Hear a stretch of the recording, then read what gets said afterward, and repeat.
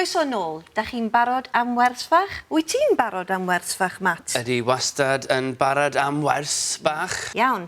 A'n gwestai nesa ydy David Melding. Nawr te, mae David Melding yn gweithio yn y cynulliad, so we're going to use he in this lesson, okay? He rather than ti. Can we define he? It's a mark of respect for somebody maybe a little older, somebody in a position, somebody maybe that you're not too familiar with, or you don't know them that well. So we use he.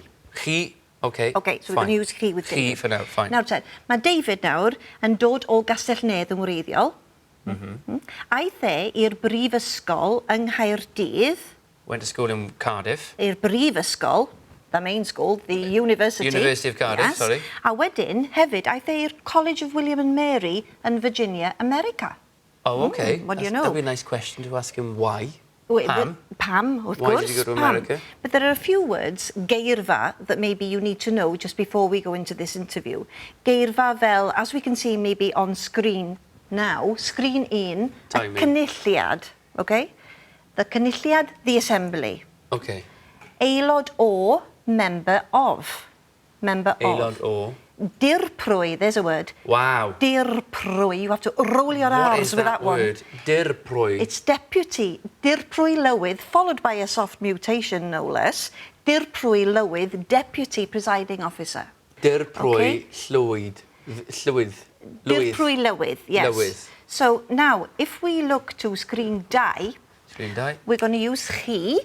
So, dych chi'n, you are, dych chi'n gweithio yn y cynulliad. Dych chi'n. So, now you remember how how we mentioned before, ti, we break down the sentence and we rwy ti, and it becomes wyt ti for a question. Yeah. With a chi, we don't have to worry too much about it. So, dych chi'n gweithio yn y cynulliad can be a statement. Yes. And also, with the right intonation, of course, dych chi'n gweithio yn y cynulliad. It can be a question. Handy. That's effectively easier then. It's much easier. Oh, really. okay. So moving on now, screen 3, we have beth dych chi'n neud.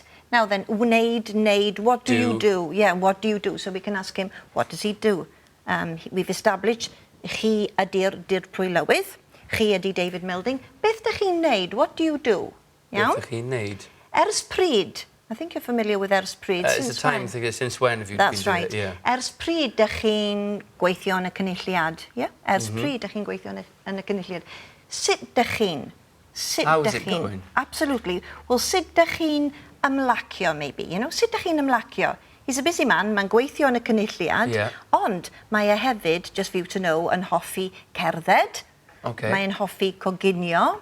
These could be some of the answers that you might get from the question, sut dych chi'n ymlacio? Exactly. How do you relax? Should we give it a go? Let's give it a go. And while I do give it a go, let's have a little look of David in action.